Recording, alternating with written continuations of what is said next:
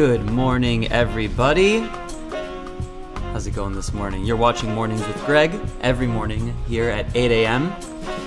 Right now you're listening to The Chant off an upcoming recording I have with Mackay McCraven, Daryl Jones, who was just on the cover of Bass Player magazine for his work with the Rolling Stones, Jeff Parker, Joel Ross, all the Chicago homies. Did I say Mackay McCraven? Marquise Hill, Irvin Pierce. Yeah, Chicago's got a strong community. Today we have a really cool panel. And by the way, you can see the chat here if you want to say what's up. The chat on the left side of the page will show all of the messages that you give through either gregspiro.live or, if you follow on Twitch, it'll show you there. And on the Facebook page, it will also show you on my Facebook page, so /GregSpiro on Facebook. So without further ado, I'm going to bring in some really amazing panelists who we have waiting on the line from some live streaming festivals, some artists, and also a cool festival, one of the coolest in the world, in my opinion and the opinion of many others, that is going to be doing some serious live streaming stuff as well. If you're an artist, I think you'll get a lot out of this episode. So stay tuned for right now as I lower the volume. That's the thing about doing a live production all on your own. You lower the volume yourself. And I'm going to bring up my guest panel here. There they are. There's Luke's beautiful face. What an artist. Okay, wait, I have to unmute you. How you doing? Yo! This is Luke Wild, everybody. This is the first person who popped up. So Luke is a really great artist, songwriter, vocalist, instrumentalist, and he is the curator of a festival that we planned and we're going to host at the Doc Studios before the quarantine orders hit, and so we had to postpone it. But he got some really solid artists on board for that. I mean, over 1 million aggregate followers between the different artists, and I mean, actually much more than that. So I want to pick his brain about how he curated that and what he's planning for the future. We have Anthony Tidd here. Did I say that right, Anthony? Yeah. Okay. That is my name. Anthony Tidd from Act for Music, which is a festival that I played on, and Brandy Younger, also who's here, played on. And it was a really cool concept. They're curating concerts with different artists, and I want to pick his brain a little bit about how he did that and what artists are getting out of it. We have Jada Knight from Socially Distant Fest. Hi, Jada. How are you doing? Good. How are you? I'm very good now that I'm on with you guys.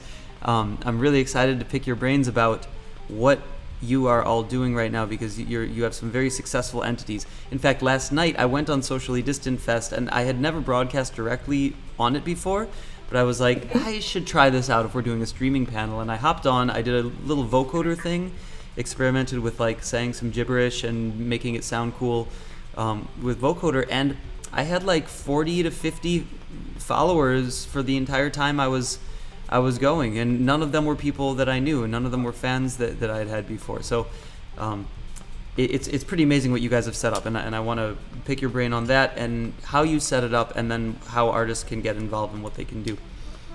Absolutely. Brandy Younger. Brandy. Hi. Brandy and I have known each other for a long time, and in this whole pandemic situation, we have I've been observing her really cool live stream that she does every Friday brunch. Is that it? Yeah. Her and Desron Douglas, she and Desron Douglas, working on my grammar here, do this every Friday, and it's super popular. They get a ton of views, a ton of followers, and it's gorgeous. I'm a fan. I've been there. Yeah. Oh, thank you. Yeah, I watch it whenever I'm not live stream competing with you at the same time. Yeah, we're competing. Sorry. And we have Bryce Rosenblum, the founder of Winter Jazz Fest, who is now a veteran on Mornings with Greg. He has been in several conversations with several different entities and always has some really incredible insights. And we're going to be seeing a lot of transformation. By the way, Bryce, say something so that the camera goes to you. I'm not controlling the Zoom cam. Hey, Greg. Thanks for having me. Pleasure to Sweet. be here among your esteemed guests. Thanks, Bryce. Yeah, Bryce. So it's very it's interesting to see how on the ground festivals are laying down the plans for what they're going to do in the coming year, really, because nothing is going to be the same over the next year, at least. So I'll be interested to hear about his plans and how that's been forming for him. But also there is a new organization called the Jazz Coalition that he has formed that was just featured on NPR this morning.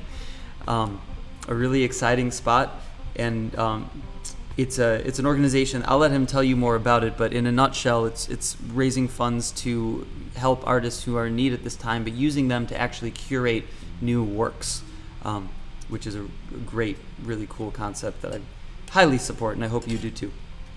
I think that's all. I got everybody, right? Yeah, we're good. Let's jump in. Cool. So, does anybody have any before I jump in with my own questions, because I have tons of questions that we can all probably chime in on. Oh, let me turn off this background music.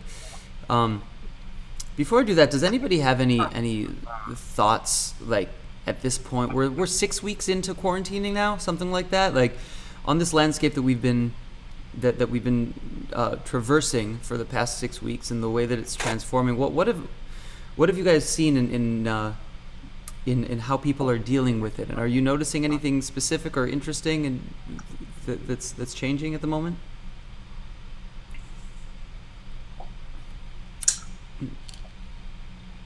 You know, I think the one thing I'm noticing, or I'm really looking at right now, is the model. You know, what is the accessibility?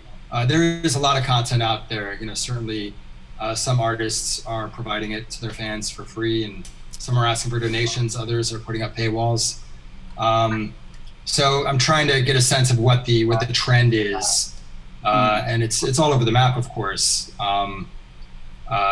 You know, the clear takeaway, of course, is it's so valuable, it's so necessary, all this content. I mean, not just what we already have in catalog, but the new content, and to see how that interaction with the artist, that it's so valuable for our enrichment and, you know, to hopefully move us forward.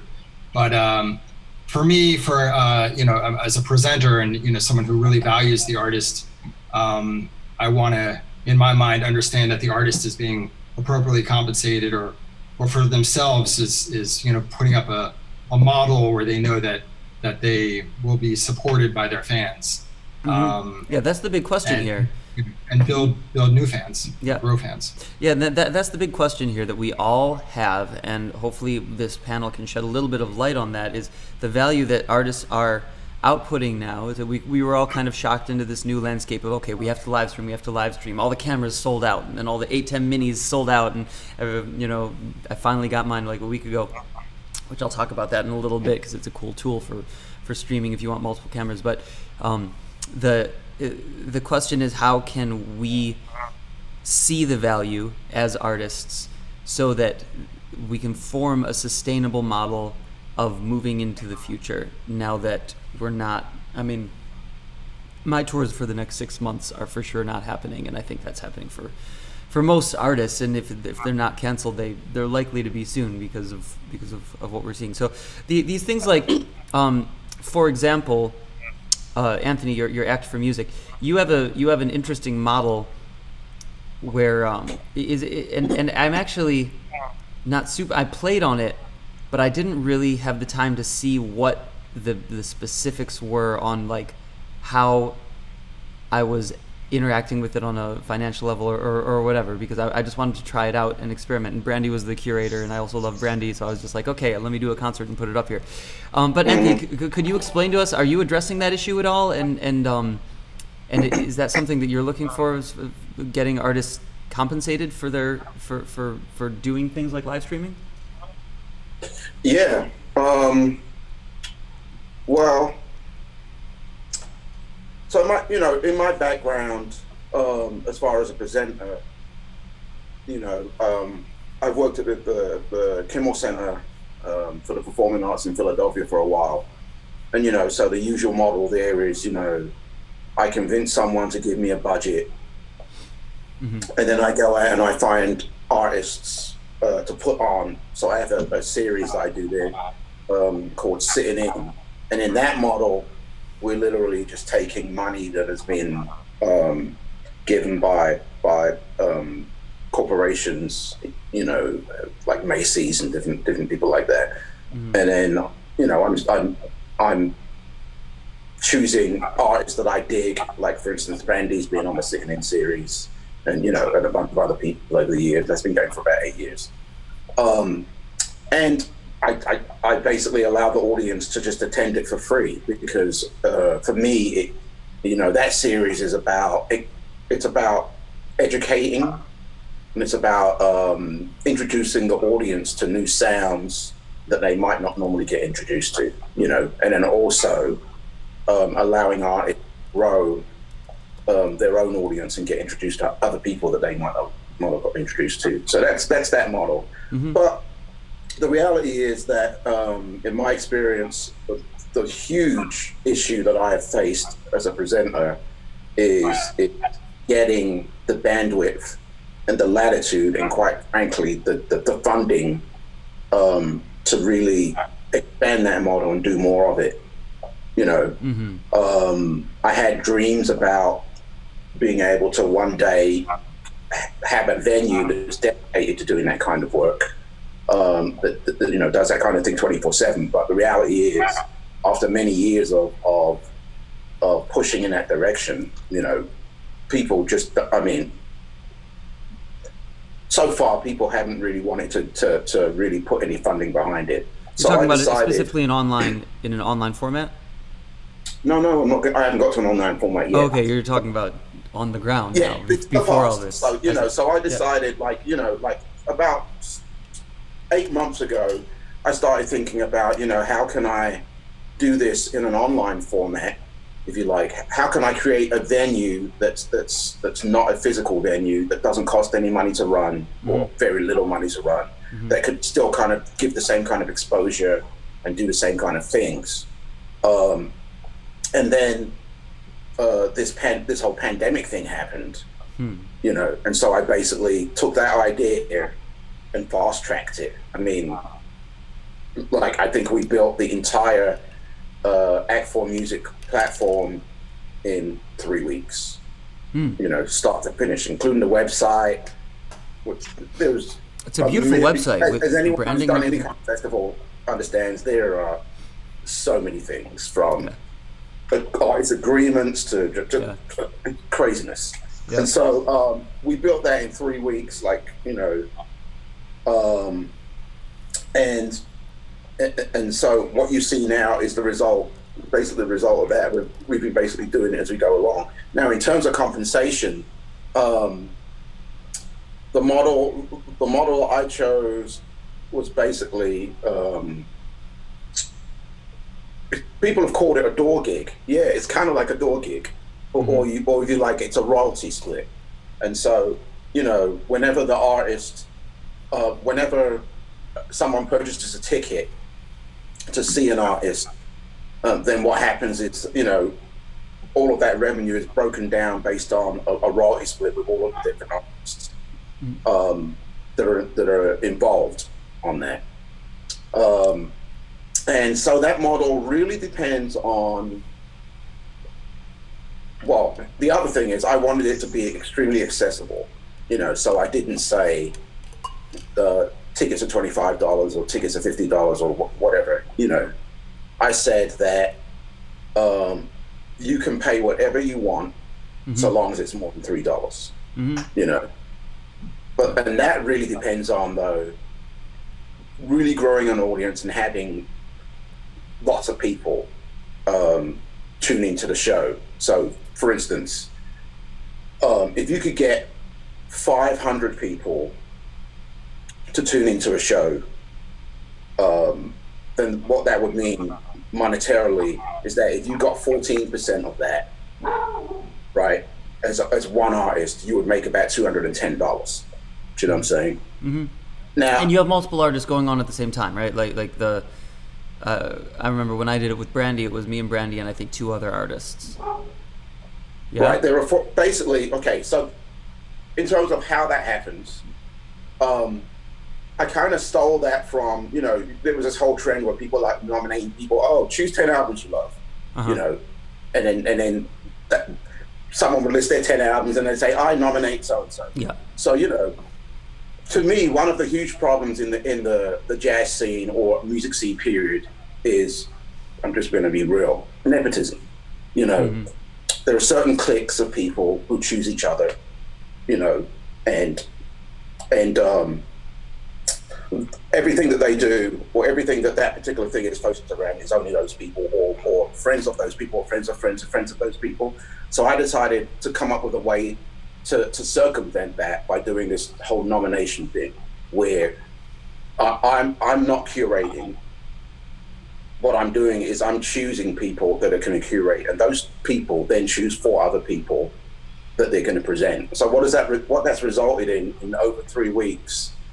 I mean, I just actually looked at the artist roster that we have, and there are tons of artists that I've never even heard of or I don't even know in any shape or form that are participating on this festival. You know.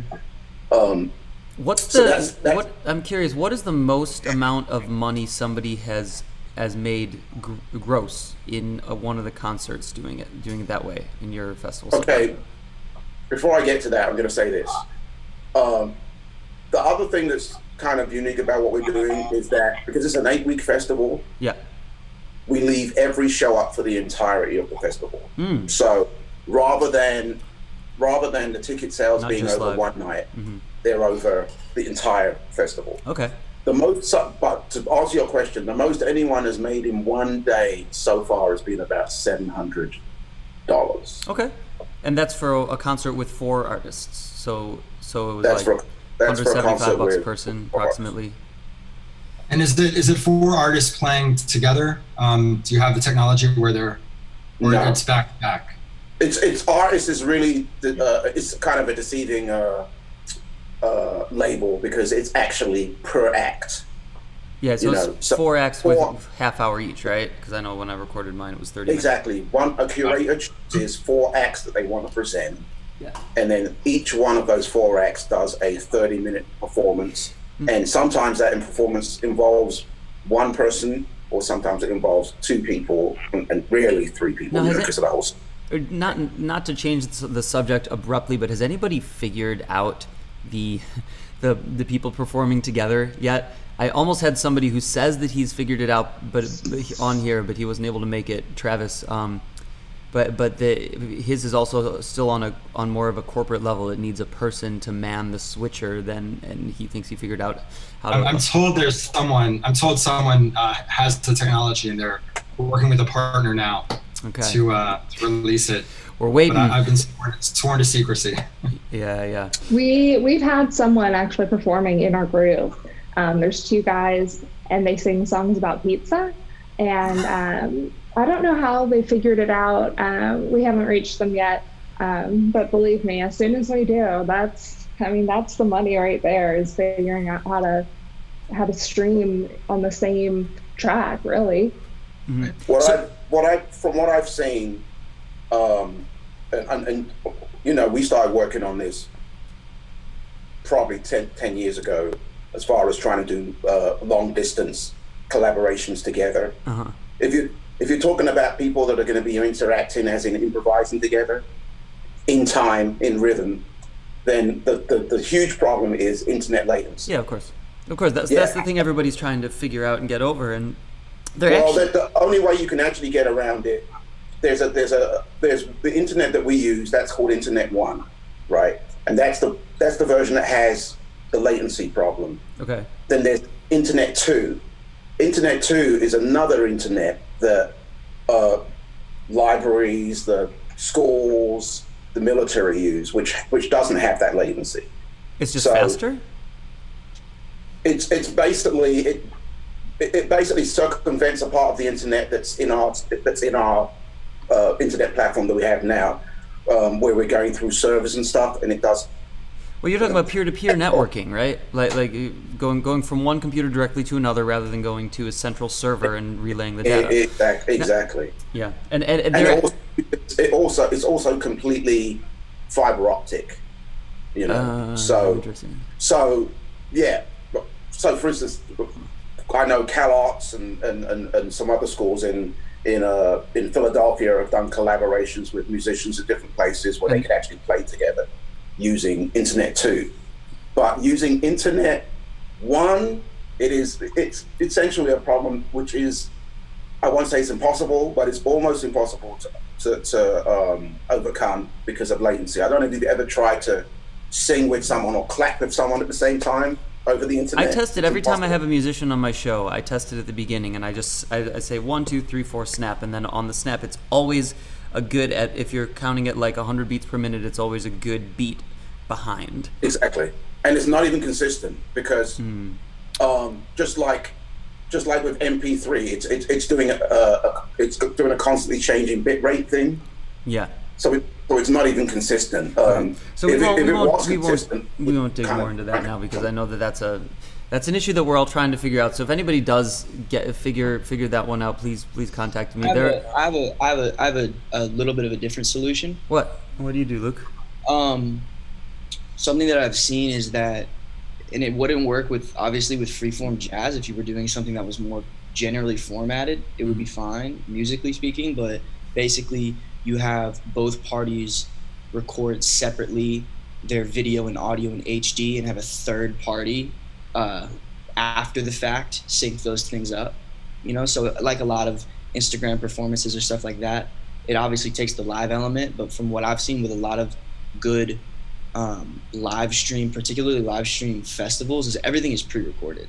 So for instance, I did one last week and it seemed to flow really, really well, and obviously there wasn't somebody switching from different artists to artists, but that's a solution. It obviously doesn't fix the actual live, but it does fix the issue of like having things look good as opposed to like, and I'm sure all of you guys have done this, like whether it be, I do a lot of Zoom sessions and it's really difficult because both people will start talking at the same time and the audio cuts out, or you try to play something and screen share, and, you know.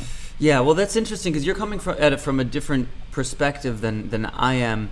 Which, by the way, for those of you who are just tuning in, that's Luke Wild, who's a great artist, and you can look him up everywhere. And Jada was speaking before. She has Socially Distant Fest, which I'm going to get more deep into that later because it's a really cool online platform for streaming and finding an audience that's kind of there waiting for you. But Luke, you're coming from, what would you say? Is it the pop world or alternative world or like? Yeah, I would say all pop, alternative, more traditional.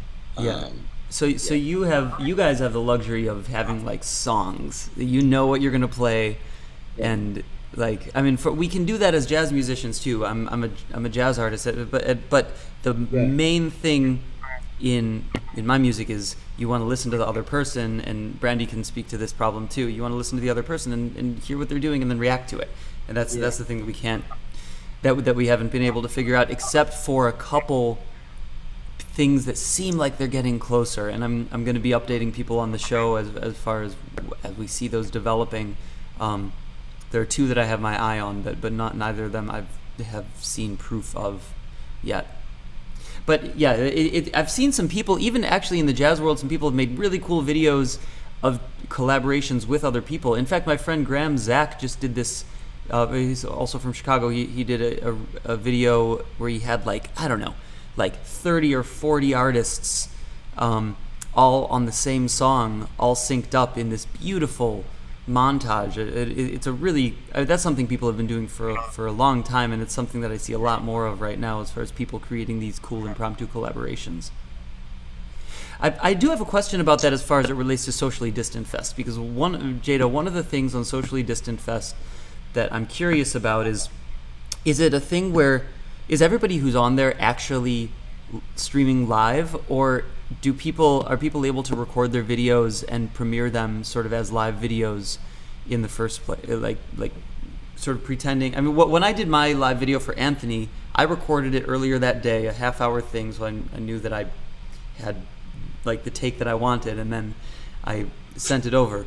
But on Socially Distant Fest, it seems that everybody's super casual and reading comments. And is that the thing where it's only purely live, or is it also some pre-recorded? It is only purely live.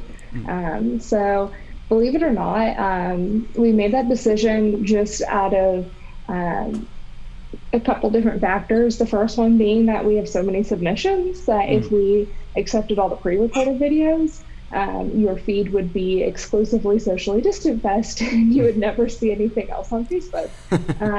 So what we did is we dedicated a thread to pre-recorded performances, because absolutely, you work hard on it. You know, you post on your YouTube. It's a great place for you to get the views. So we do have a location for those, but as far as everything you see on the main page and in the group, it's all live. So if they're not using the Facebook Live feature, the post actually gets declined. So everyone is very organic in there. We've had a few sneakers try to get around the rules, but for the most part, like, that's what really adds to it, is that you can see the comments. You can say, oh, thanks so much, you know, and in real time, you know, if someone sends you a tip or you get that Venmo alert, you can say, oh my gosh, thank you so much, Lisa in Michigan, for that tip. And it really adds to that kind of stage element that's really missing in these virtual performances. Well, yeah, it bridges one of the two things that people get out of actual live performances, which is a general consensus among the music community that it sucks that we cannot play live. Like, that's why we got into this, because we love that experience of being connected with other individuals who are in the room and exchanging that energy. And there are two things about that. One is the feedback that you get from them, like the shouts or just the looks in people's eyes, but the other and the other is the actual energy that cannot be replicated. But the feedback is when you make it so that people can only do live, the feedback element is engaging and it's exciting. There's something special about it. Like when I see a live feed on Instagram, there's something special about knowing that there is that at least potential for interaction with a person there on the spot. Yeah, absolutely. You know, honestly, oh, go ahead. Sorry, Jada, go ahead. Our most successful performers in the group are the ones who pay attention to the camera. You know, the chat, I can absolutely understand getting lost in your performance, but the people who look straight down the barrel and make this eye contact. I mean, I'm looking dead at my camera right now. So if you feel like I'm making eye contact with you, that's on purpose. So the people who are interacting by really trying to connect with that audience and read the comment and look straight at them and say, thank you, or thank you, I appreciate your feedback, thanks for watching, that adds such a connection. Whereas the people who are kind of timid and maybe unsure about the live stream, those people tend to fall to the lower viewership just because they're not taking advantage of the interactive options that live streaming does give you. Yeah. Well, people are craving that experience of connecting with another human right now. We're all isolated, and that's the thing that people are missing. I have a question for Brandy about that, but before we go there, Bryce, did you have something you wanted to add? Oh, I was in a few of these conversations, I've heard people suggest, you know, just like you can see on Instagram, you can see hearts pop up or see likes in real time on a screen. You know, is there a way that people could press their space bar and the person playing music hears some sort of clap or, you know, sort of, I love that. Yeah, audio response. So there is some exchange. So we Shouldn't be have technologically, it shouldn't be too hard to do. One of our performers is actually blind. So he uses an application on his phone that reads everything to him. So that's how he navigates Facebook. His phone reads to him what all the options are, and he basically tells it when to stop. So it'll run through all the choices. So we've actually heard while he's streaming that it'll read his comments to him, which is kind of cool. And on one hand, it's interrupting his music, but on the other, he gets to experience that feedback. So that's actually like a really neat tool that we've seen that we would love to see evolved a little bit more, so that, you know, someone can wear a headset and they can hear that feedback in real time, and you know, not have to look over at their computer and then like come back, and just really streamline that process. And Jada, is there any type of commerce exchange or donations or Patreon? Absolutely. Yeah, so we as a group really don't make any money.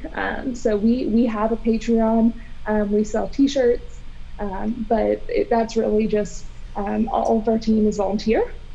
So the idea is to really just make a very small pool that we can distribute to our volunteers, as well as just cover some basic expenses of having a business. Things like a PO box and accounting, things that if you take in any sort of money, you really need to be accounting for. But as far as the artists, it's all tip based. So it's truly just virtual busking. So we really encourage people to put their Venmo, their PayPal, their merch links, Spotify, iTunes, whatever it is that they can receive money out of, we want them to post that. And what we found is a lot of the audience is generous. A lot of people are actually making more money right now on unemployment than they might be in their normal job. So there's a lot of people out there who do have some money to share. And so we had a few people give us a little bit of feedback about how much money they're making. We really don't want people to feel uncomfortable about telling us. So it's not something that we like grill them and ask them. But we had one guy tell us that he had a donation of $300 from someone. A single donation? Individual sent him, one person sent him $300. And he asked her, he was like, I'm sorry, I think you made a mistake. She was like, no, I want you to have this. And we've had a few people tell us they've made upwards of $500 in a single performance. So, I mean, as far as sitting in your room and just turning your phone on, like, that seems pretty like a pretty good exchange of money there. So we don't facilitate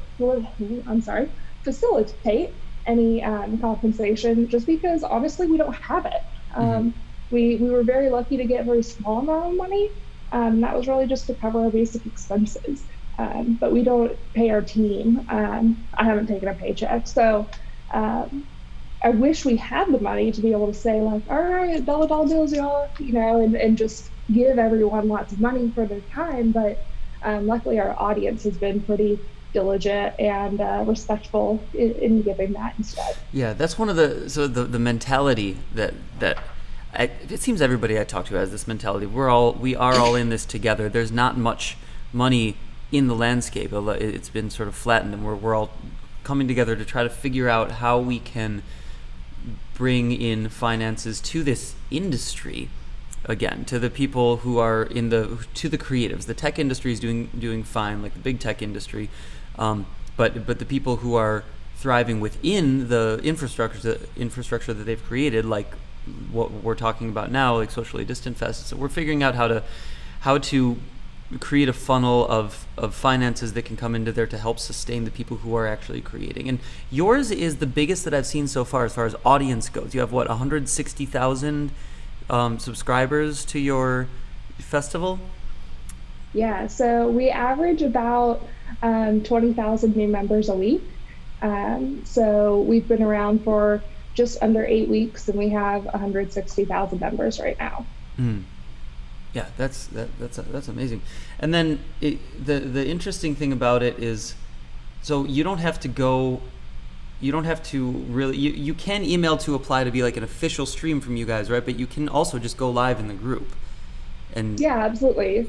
So really knowing our origin story explains it all. So basically it started with one guy, his name's Jake Allen, and he went live for his friends on Facebook. And they were like, this is rad. We should do a little performance. And so him and a few friends planned to do a little like showcase of themselves and just kind of play a free concert for their friends and family. And so that's what started the group. But then it took off and evolved into its own thing in like less than a week. So what we found was that a lot of people were like, hey, I can stream right now. Let me just turn on my camera. And people were into it. And so we were like, you know what, the showcase part of it, you know, that's our original intention. And we think that's a really special thing to give someone this opportunity to capture this entire audience But also the open mic aspect of it is great for just any time. You know, it might be 4 in the morning and you can't sleep, but there's a guy in Japan with his 5-year-old who are playing a song and you can watch them. So it really turned into its own beast. And then we still do our Sunday showcase. So it's about a 5 to 6 hour event, and we curate those artists and we lock down the page to them only at that time. You know, they've dedicated that time and put together a set for us, so we want to honor that by giving them the entire stage. But other than that, you know, anytime, just come on by and go live. So how do you curate that that series on that day? So it's self-submission. So they can email us at howdy@sociallydistantfest. And we've been very fortunate. We have literal hundreds of, actually we're probably in the thousands at this point, of submissions. And it's people all over the world. We definitely have a high concentration in Georgia, because that's where most of our family members are from. So we tend to have a few Southern artists. So there's usually a folk Americana vibe in there. But we like to really try and branch out and not have everything be the same. So there's some performance for everyone. Like yesterday, we had a circus performer was our first opener. A circus so he was performer? juggling, he was juggling like machetes or like swords. Oh God, that sounds dangerous. Yeah, so I don't know if I'd want to do that right now when you can't go to the hospital. I can do, so I really respect it. But yeah, we have a really eclectic team that makes up kind of our core admin group. And so one of the gentlemen on there, he's got the best music taste I know. He's a very avid listener, and so he does all of our booking, and he's done a really great job of picking a balance as well as picking really just palatable artists. So, you know, you may not be super into country, but, you know, it's an engaging performer who is still going to capture you, and, you know, you might actually dig it. So that's kind of how he puts together our showcase. Are there any others like you guys right now that you've noticed, like in the landscape? Yeah, absolutely. Oh, totally. We are not the only ones. We did not invent the wheel. We thought we sort of invented the wheel, but it was more that like a wheel rolled into our yard and we were like, oh, what is this? Oh, let's try to use it. So, you know, there's lots of other, for lack of a better word, competitors, but we really we don't see it that way. There's a group that does karaoke, and so they're all about, you know, just having someone sing with a track behind them, and that's doing really well. There's a group that we stumbled across that's a dive bar. So some of it is just people rambling and ranting, but a lot of it is just musicians that you would find, you know, playing in the corner at a dive bar. So we all are in those groups as well, because we feel that there's a space for everyone. But yeah, absolutely, there's different things going on, but each one kind of has their own niche. So we're the only ones that we know of that do kind of the open mic format with a showcase. I love that. But what about, you haven't seen a jazz one, have you? I've been looking around. I haven't. I've been trying to find something like that, but Bryce, Not come on, man. Specific. That's where you can come in. We need a jazz socially distant offshoot. The you can franchise, Jada. Let's talk. Right, like that. There's so many. I see some of my peers just going up and live streaming, and it's so. I mean, I love all forms of music, and I was browsing through Socially Distant Fest, and there's such cool stuff on there. But I'm also like, I'm always trying to, and I've been for years trying to find good new music that's being created. And if there as far in specifically for me in the jazz vein, and if there was something that had a constant stream of people just demoing their wares, I would be on that. I would have that playing in the background all day. Yeah, we definitely have jazz musicians. We've had, I think just yesterday there was a family band that was a trio. That's a jazz trio. So there's definitely jazz in there. The one thing that I don't think people are taking enough advantage of, though, is using hashtags. So in their description saying, you know, hashtag jazz or hashtag piano, So that way, when people come to the group, they can easily find that, because we do use the tag option in the group. If you're familiar with Facebook groups, it's one of the features of having a group. But if we tried to label everyone's music like that, we would probably run out of hours in the day. Yeah. Totally. So I would love to see people better taking advantage of their own marketing abilities, even if they aren't necessarily trying to make money, just by getting more viewership of people who are seeking a specific genre of music. So what you're saying is, like, on my, even for my live stream, for example, that I'm doing in the mornings, I should be hashtagging this with subject matter that it might appear on, even on Facebook. Is that effective on, like, in the general Facebook world, or is it just within a group? Yes and no. There's a lot of mixed feelings about hashtags on Facebook. I've worked in social media marketing as a primary job, as well as a side job for, I don't know, 10, 12 years, something like that. So there's a lot of mixed feelings about hashtags on Facebook.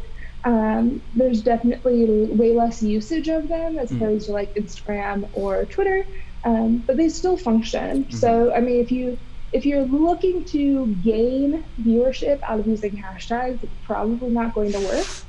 But if you're trying to simply use it as a filter for your own content and to help people better navigate, it's absolutely a great tool. Okay, interesting. Now, I want to hear also from Brandy and Luke on a couple specific things, but one last question for you about Socially Distant Fest. Do you ever see people, or is it possible to do a stream where you're going into Socially Distant Fest and you're going live there, but you're also going live onto like your page or cross-posting on other pages simultaneously, or does it have to be all within the microcosm of Socially Distant Fest? So our perspective is that if someone is taking the time and dedication of going live in our group, we want to honor that. There's a million places that they can choose to go live, so we want to respect them by providing that dedicated audience. So officially, we do not endorse or support cross-posting, just because we do want to provide sort of a level of fairness and accessibility. Not everyone knows how to cross-post, not everyone has the technology or the software or the means to do that. So just purely from a sense of fairness, we prefer that people only go live in our group and do a dedicated performance. However, the reality is technology absolutely allows you to do it. So we don't show you how, but by all means, if you can figure it out, more power to you. Ultimately, what we want to see is that you are gaining either viewership or social media engagement, or at the bottom line, money in your pocket. So as long as we're not feeling it's in a take advantage way, absolutely go for it. Well, for artists who are watching right now and those who are just tuning in, on Socially Distant Fest, that's one thing I was very impressed with when I tried it out last night, which is there is a dedicated audience that's there from all over the globe at whatever hour of the day, because it's always a different hour somewhere else, who are interested in engaging with cool content. Last night, I've never done this before ever in a performance or live, but I went with my little vocoder utility and did this cool weird vocalization thing a la Richard Bona, because he told me that when he does his songs, it's like some of the songs he's doing is just literally making up words. It's not, doesn't mean anything in anything. So I tried that with the vocoder thing, and it probably sounded really weird coming from me rather than from Richard Bona, but it was engaging to people, and I got like 40 to 50 people watching for however long I was doing it. I did it for maybe 20 minutes. So I would encourage artists to go on there and just try it out. Try out whatever it is that you have an idea for that you think might be cool, because you don't know who might engage with it. Yeah, and just kind of as a point of reference, at any given moment, there's usually somewhere between 5 and 10 live streams going. So, hearing that you had about 40 to 50 people watching, that kind of indicates to me there are probably 7 or 8 live streams going. So, if there was a moment where there were fewer, definitely we see that live engagement reach anywhere in the 200 and 300s. But overall, all those sets get archived, right? So people can still come back and watch them. And we've seen views as high as in the 20,000s for a live set. So, I mean, in the moment, it may not seem as much, or, I just want to really reiterate, like, don't get discouraged if you feel that your audience is small.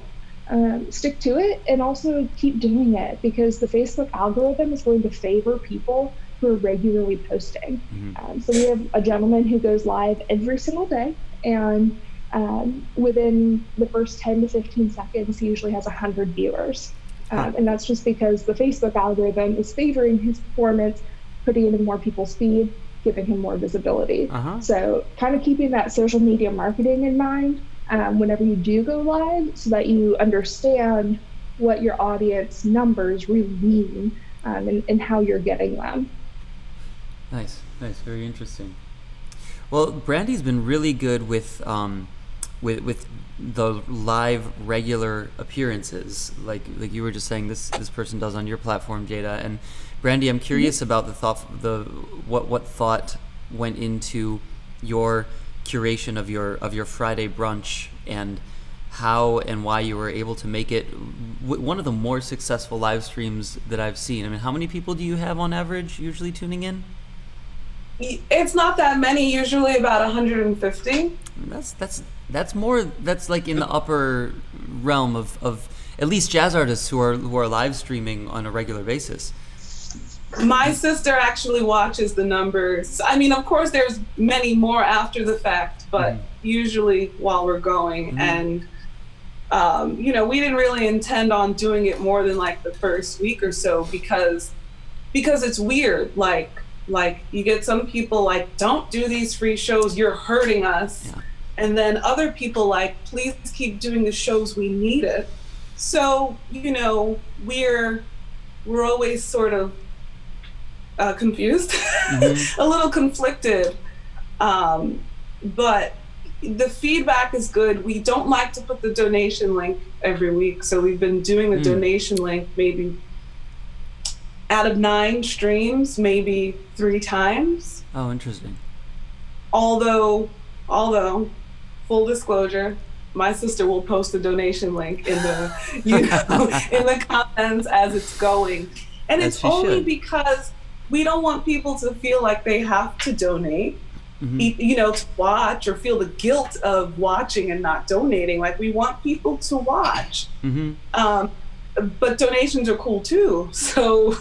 Well, yeah, we're all trying to figure out how to make a living in this new landscape where we would have been touring at this point. Right. And this is the new touring, though. It's one of those things where it's it's in its infancy, to the point where it's not, we're planting the seeds right now. We're not reaping the crops, so to say. But okay, I'm curious, and you don't have to tell us if you want, but I'm curious, like the amount of income that is possible, like that you've been able to make with something like that, just like a weekly live stream from your home. So I won't give you a complete number figure, but because it's been so different. The first week we did it, obviously it was the most money. Oh, interesting. However, naturally, the weeks that we didn't post any links, money still came in, but significantly less. So, when the link is in your face, people are more likely to donate. But what I noticed when we don't post it, people say, how can we donate? So that's kind of why we started to put the link, because people literally ask. So it's like, well, you're asking. So I'd say the first week we were able to cover expenses in terms of living for the month. So that's good. Yeah, that's amazing. And to be able to do something like that and actually be able to make your living doing it, that's sort of what we're all, what we're all looking for at the moment. So it is possible that, that for those who are watching and looking for some level of encouragement, it is possible to do something like that. And I mean, I know you have your audience, and Des has his audience. What were there other things that you did to aggregate more of an audience for your streams, or did you just post it out and say, hello world, we're here? I was gonna say, I didn't even know cross posting was a thing until this morning, Craig. I'm like, hold up. I love it. Okay. So I've been posting from my page on Facebook, Desron's Instagram. We added Desron's Instagram 2 weeks in. How did you add his Instagram? Just with a separate phone up there? Yeah, we've got two three iPhones, 2 iPads, and 2 computers here. Okay. We're not as smart as you with the tech stuff, so we don't know how to like do it all from one. And you use those for different platforms, and you just put them there, and you use their own mics, like the iPhone mic picking up you guys playing harp and bass, and that's it. Yep. So we have, you know, a mic for the iPad for Facebook, and then they just for the Instagram, we put it on a music stand right next to the iPad. That's fantastic. I love that. So no, it's just been, you know, posting it on Instagram and Facebook, and I have a mailing list that I do send out. Right. That's one thing that the mailing list is something that I have not started yet, that I know it's an untapped resource that a lot of artists could be using. Because Facebook and Instagram have complicated and sometimes deceptive ways that they promote to people within their systems. But if you have people's email address, you can always reach them, and they can always know that you're live. Do you send it out every week? Do you send out an email saying, hey, we're going live? I just started, and the week that we got the lowest viewers, I didn't send a mailing out. Okay. I noticed. How interesting. All right.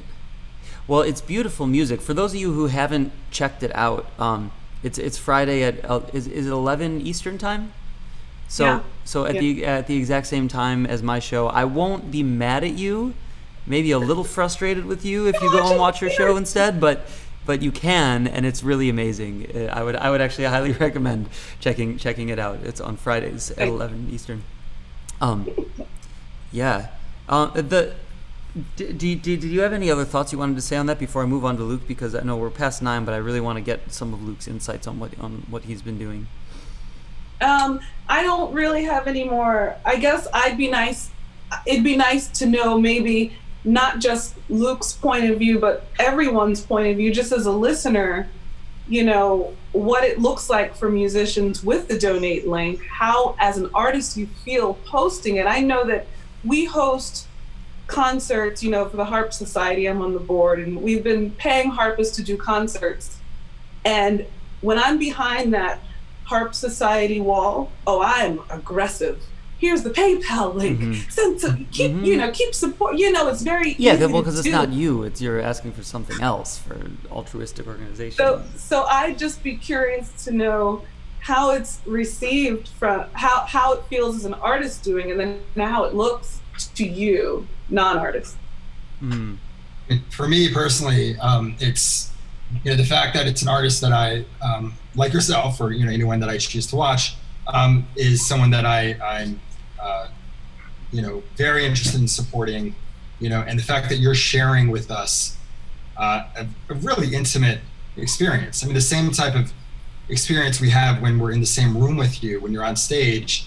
We respect you tremendously for standing up there on stage and performing and showing us your talent and what you've committed your life to doing, that it feels, it's the least we can do to show up. And you can't see us, but you can see our comments, and you can see our contributions. And for me, it's about giving back. So yeah, I mean, I applaud you for doing it. I'm thrilled to hear that you're making it work financially, it seems. And the fact that you're saying, and I fully understand it and believe it, that you don't want to sell yourself, because you shouldn't have to. That just makes it, that much more appealing, and just loads of respect, and even more reason why I would want to support, and I think others would as well. Mm-hmm. Yeah, from my point of view, I think what you're doing is great, and I also believe that you should feel no way at all about posting the donate link. Like it's not charity. You're giving somebody something. Do you know what I'm saying? Something very valuable to them. And so if they have the means to be able to help you continue to do that, then that's what they should do. But I think what you guys are doing is something of great value, to the artist community and to the, you know, to the earth. You know what I'm saying? So I have absolutely. If you had 1,000 donate links on your page, it does feel weird. I will admit that it feels weird. I actually, when I started this show, Mornings with Greg, I originally had the link to the, said like tip jar at gregspiro.live, and I left that capability up for people to donate there, but I took away the link asking people to donate because it feels weird as an artist to be out there, because you're sort of, part of it is when you're exposing your art and you're giving that to people, you're kind of naked. It's like, this is just me entirely out to you, to the world. And then if in addition to that you're saying like, also please give me money, when they didn't have to give you money, there's a interesting and weird social dynamic to that, that feels almost like busking out on the street, which is not actually a bad thing in the first place. And some amazing musicians, especially in New York, some of the best musicians that I know have gone and made a good amount of money playing on the street. It's this interesting weird social dynamic that we have to deal with, and we have to kind of come to a mutual understanding between the crowd and the artist of what these things mean. And it sounds like the general consensus from the crowd, and Jada was saying this too, is that people want to support. I know when I've seen streams from people that I've loved, like, and especially when they say they need something specific, it's like, I'm excited to give money and support what they're doing. But on the other end of it, when you're asking for the money, it always feels awkward, at least to me. And I think that's what Brandy was sort of speaking to.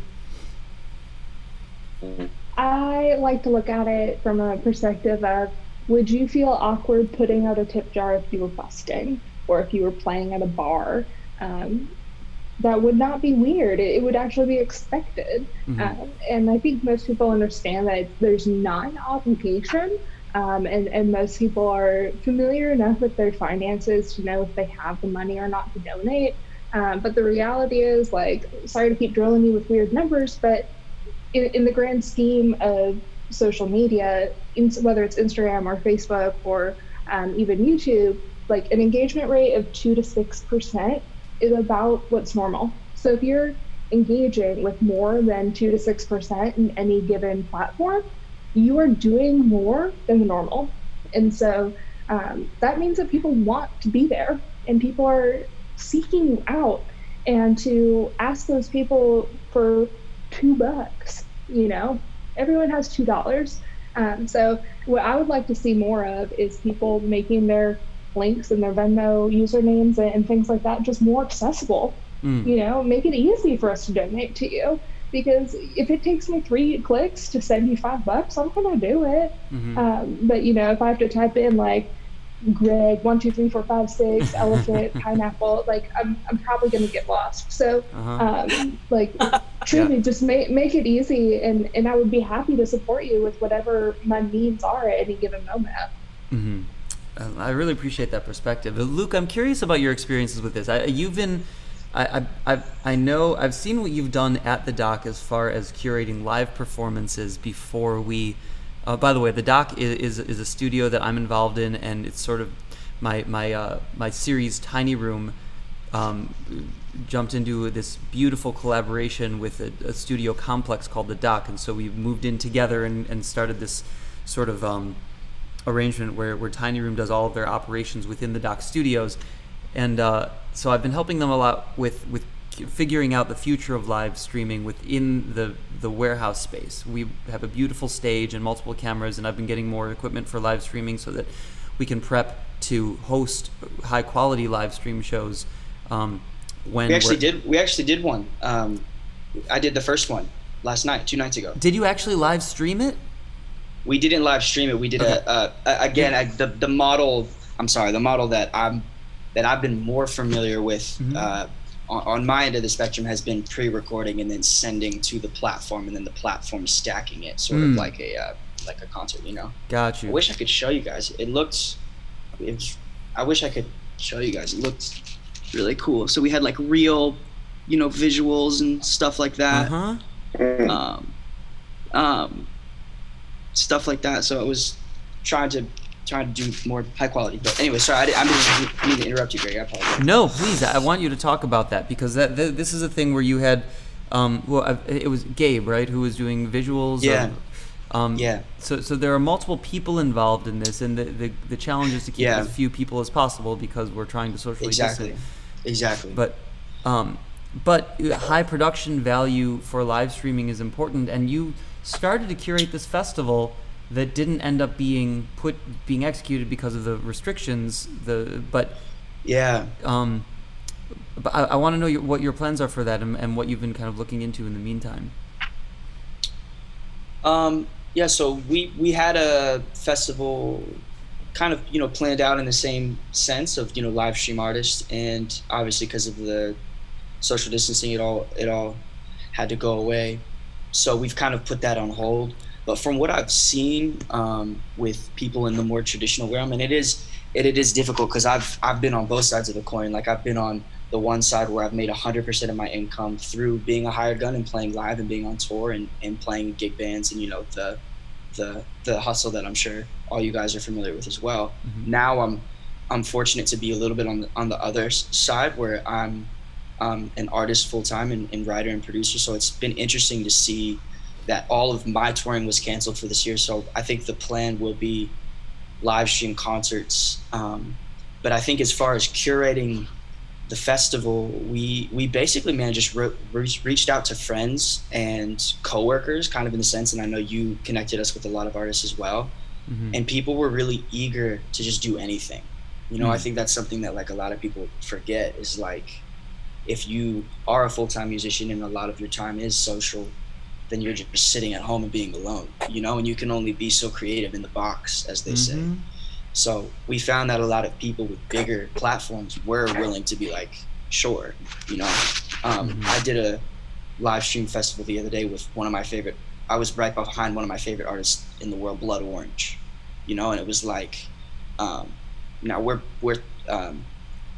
and of course it's like we're nowhere near the same level, but it was that just happened to be, so you kind of can use that exposure. But I don't know I think the hardest thing that's going to be hard to crack is just engagement with middle to lower range platforms, like convincing people to get excited about something, because Coachella could do a live stream festival tomorrow and I would watch it, mm-hmm. if it was Drake, The Weeknd, all these people, but that's not as realistic. When you say middle to lower range platforms, you mean like us as a platform, like your festival as a platform and getting people to engage with that? I would say, you had a great idea for ours to try to find corporate sponsors that would incorporate posting on their socials and stuff like that. Mm-hmm. So I think that's probably the smartest way to go. I don't know. I've been more transitioning into now I'm doing just live stream festivals put on by other people because as all of you guys know, it is really hard to facilitate so many people and also facilitate the technology. So at the Dock, and I know Greg, you haven't been there, but I've been working just alone in that studio for the past 2 months. Mm-hmm. And we're going to be making the transition now into offering it as a space where people can pay to come in and have a high quality live stream. So it will mm-hmm. be either live stream from their platform or pre-recorded. So mm-hmm. I think that's going to be a big thing from a business model is you're going to see a lot of warehouse spaces transition into that and having those artists pay $200 and have an engineer paid almost like paying for studio time, Yeah, and well, I think it goes even deeper than that. I mean, I've been working on curating the live stream setup for the Dock and for the Deluxe Studio, which is also the Tiny Room Studio, in a way where we can have multiple cameras and a 16-channel input that's mixed, all of this going together for an artist and going out in a live stream. But the thing that the challenge to myself now is to have artists come in who can then monetize their own audience because they have that high quality live stream so that it can bring in income for them and then also for the studio. So even just on a profit sharing basis. Yeah. Hey, Luke, I have a question for you. Yes, sir. First off, I'm curious to see how in the next step when some of the restrictions are lifted and we're able to, gather in small numbers. Yeah, where are you? Are you in California? No, I'm in Brooklyn, New York. Oh, Brooklyn, okay. Cool. But I'm curious. My first, New York. yeah. I'm curious to know, and I'd love to, stay in touch and find out when the restrictions are lifted, how you are able to, utilize the space and bringing people together in small numbers and as that grows. But my first question actually is, when on the festivals that you've been hired on, what are the offers like? What kind of compensation are you? I've only done two. I've done one that we just pre-recorded for Clash magazine out of the UK, which is like the UK's equivalent to Paper magazine. Right. And then we did another one for Terrible Records, which is the record label that I'm signed to. So both of those were kind of on a basis where, and I've had only a few friends that have done. I had one friend that did a Universal Music Group concert, and he was the only one that I knew who got compensated, but I didn't ask him the specific number. So I honestly have no idea. I do think that if Coachella and Golden Voice and all these big agencies like UTA transition into the live stream, then you'll see people getting paid. But right now, it's kind of in the baby stages. So. And was there any type of donation model? Yeah, they had donation. When we did one, it was Venmo based donations. So that was cool. I actually didn't check the numbers because, again, like I said, it was pre-recorded. Also, it's interesting because, obviously you have like the official doctrine of like no one's supposed to see each other, but we've all, I'm sure, I don't know if in New York is different, but even in LA, you're starting to see people push back. People are starting to hit me up and wanting to do sessions. So it's very interesting to see how everyone is going to start reacting and if there's going to be a second wave or not. So obviously that's a very serious thing. So I don't know. I mean, I've heard of, I think this is obviously this may not be the most responsible thing, but I think mid to end of the year, if there are no concerts, you might see people in groups of less than 50 start doing concerts and having to prove that you've been tested and stuff like that. So we don't know what that's going to see. So there's also that side too of maybe smaller concerts maybe opening up. Or I've heard the idea of, for instance, for my EP release, we're planning to do a drive-in show where people drive in and it'll be less than 50 people and it'll be less than an hour so that people don't have to use a restroom or stuff like that. So they'll just do a drive-in. So I think that there's people are going to find a way to still be in the vicinity, like you said, of feeling the energy, because it's hard. Like you can feel energy, but over a screen, there's like that certain barrier where you're like, I want to like feel it, So I don't know. Yeah. I'm definitely trying to think, but I do think the higher quality live streams are going to be a bigger thing.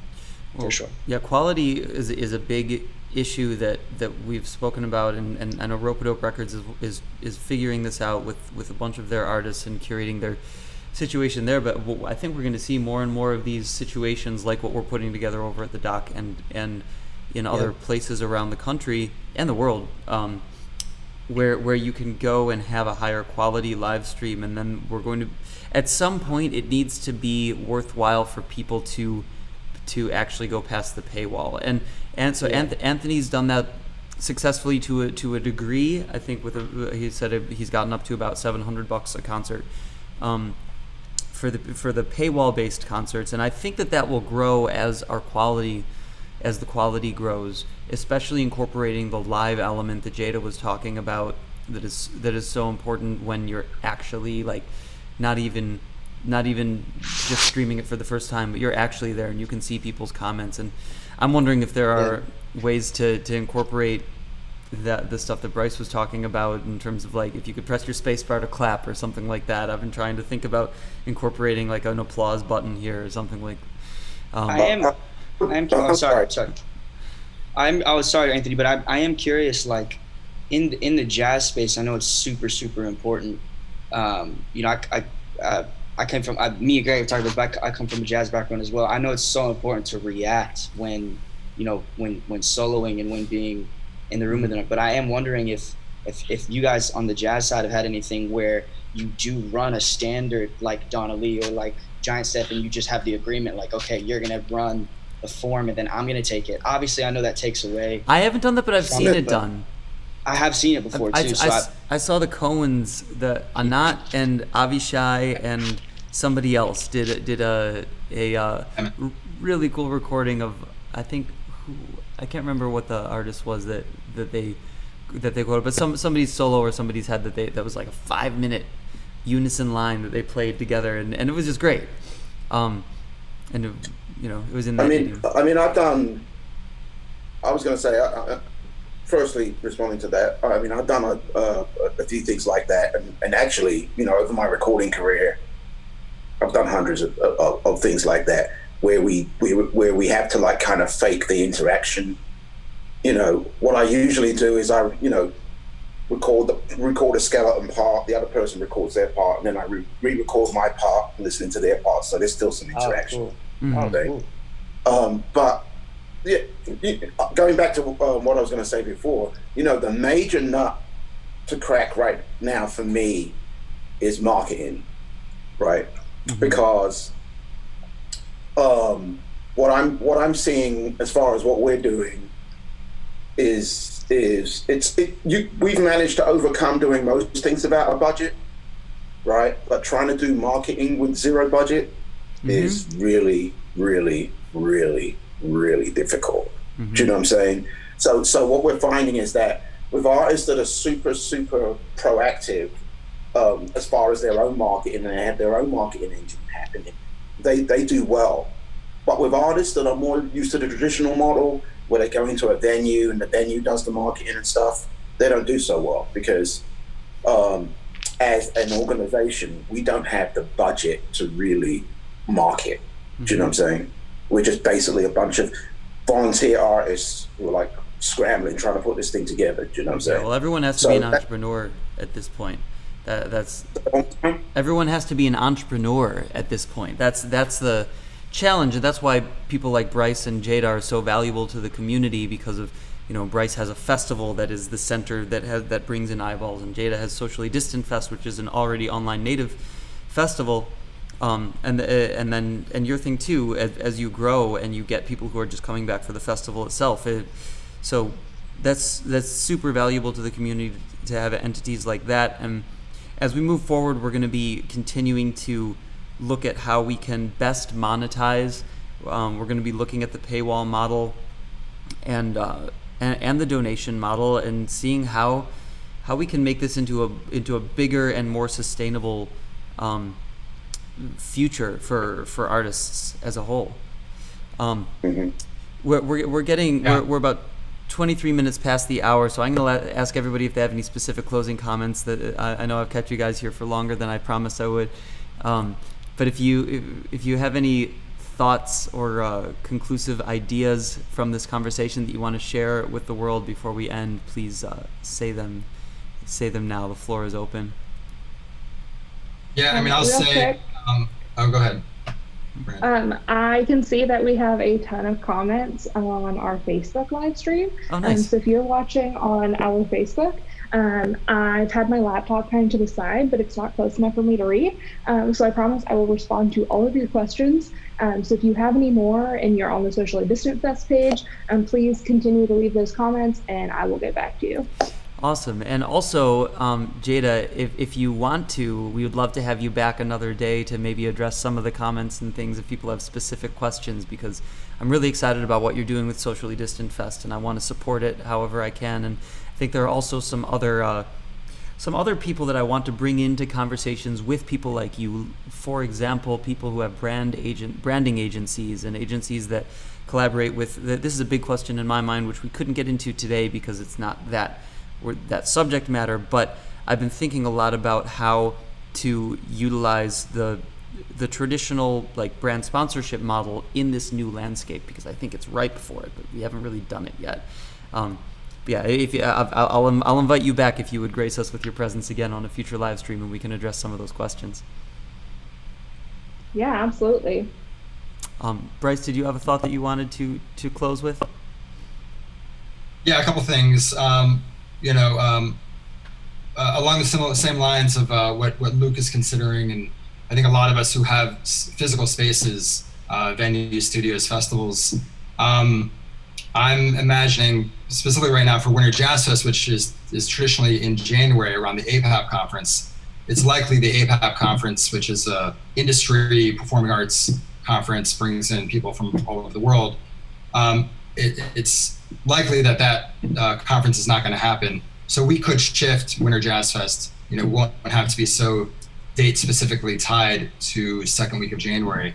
But even then, if we push even a month or 6 weeks later, when it's still technically winter, we're pretty confident we're going to have some type of limited capacities at any of the venues that we operate. So streaming from those spaces, but also because it's streaming, we can include venues anywhere. So we could have a partner venue in Sao Paulo or Tokyo or London or Paris, etc. Very smart. And absolutely, that would actually, really offer the opportunity to expand the audience and figure out some type of financial model. Of course, priority is making sure the artists are getting compensated, our costs are covered, and just figuring out what that looks like. Greg, you want me to say anything about Jazz Coalition? Do we have time? Please. Yeah, definitely. Right on. So in that spirit of compensating artists, and also, with the reality that I haven't really had a job because, concerts and festivals are not happening. So everything is on hold and frozen. I've been speaking with colleagues the last few weeks and trying to figure out what we can do to give back. We're not doctors. Yes, I tried volunteering to drive food to people in need, but fortunately in Brooklyn and New York, there's so many volunteers that are trying to help out. Anyway, so focusing on something that is more tied into our industry, we launched the Jazz Coalition, initial goal of uniting the global jazz community. So all stakeholders, agents, managers, presenters, musicians, labels, etc., and asking them to become members at $100 minimum or donate whatever you can. And then we're handing out $1,000 commission grants to artists that members nominate and then go through a jury committee to be selected. And in just a couple weeks of personal appeals, we've been able to raise over $50,000, which will translate to 50 initial commissions. And we're raising more, so hopefully there'll be another round of commissions that'll happen soon. We were featured this morning on NPR Morning Edition. You can check it out. And go to jazzcoalition.org to find out more and support. Yeah, and I'll type that in the That's chat incredible. here so people can see. It's amazing. jazzcoalition.org. Yeah, thank you, Bryce. I'm really excited about that, and there are also some really some great figures that are getting involved with Jazz Coalition, and the list. I mean, I don't know if the list is public of who's done those shout outs, but if you look around to your favorite jazz artists, you'll see some of them giving some cool shout outs to jazzcoalition.org. Yeah, it's pretty public. I mean, if you go to the website on the coalition page, you can scroll down and see all of our list of supporters. And it includes a lot of prominent musicians, including Branford Marsalis and Josh Redman and Dee Dee Bridgewater, Diane Reeves, many others.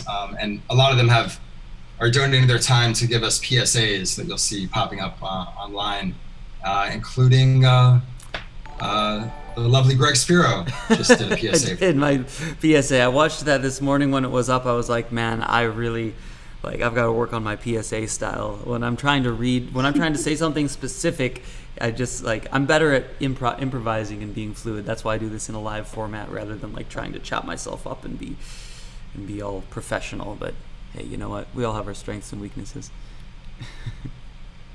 That's great. So does anybody else have any closing thoughts that they want to say before we tune out here? Going once, going... Great to meet you guys. Yeah, absolutely. Yeah. Hope everything goes well. I know it's difficult times, but stuff like this makes me feel a little bit more positive, Mm-hmm. Well, I'm really happy that you guys were willing to come together like this. This is a panel for those of you who have tuned in the last 30 minutes or so. Bryce Rosenblum, the founder of Winter Jazz Fest, Luke Wild, a great artist in his own right and curating festivals and live stream festivals like the one we just talked about, Jada Knight from Socially Distant Fest, which is one of the biggest online streaming festivals that seems to be going round the clock 24/7. I would highly recommend checking it out. And Brandy Younger, who's an incredible harpista, is that what you say?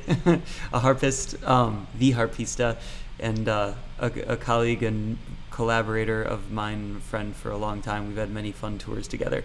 And Anthony Tidd from Act for Music, another live streaming festival that has a different model and has successfully executed the paywall model. So I would highly recommend checking out all of these people.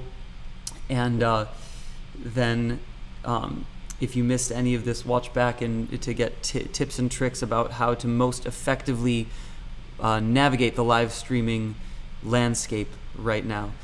And with that, I will let you guys go and say thank you so much for being on this with us. Greg. Thank you. Thanks, Greg. Thanks for hosting us. Thank you guys. Everyone. Talk to you guys all Bye-bye. very soon. Have a great day. Thank you. All right, now I'll stay with you guys for a moment as we close out the mornings with Greg. So, there was some chats there that were getting a little raucous, so I decided to mute the chat for a moment. If you want me to keep the chat up, you have to play nice. So a lot of the times on Mornings with Greg, I will come on and play for you. I'll improvise. Sometimes I'm making beats, but one of my favorite times is when I get to have really cool panels of musicians and of industry folks, like the people who we just had, as we navigate this interesting and changing landscape together of the new post-COVID musical world. If you come back tomorrow morning, I'll be on with my band Spirit Fingers. We will be celebrating the release of our new single, which came out on Friday, called Nails, which is a crazy thing in like 2016 with a bunch of planing chromatic chords for those of you who like that sort of stuff. And I'll have Mike Mitchell and Max Garrel on and Dario Chiattolino tomorrow morning.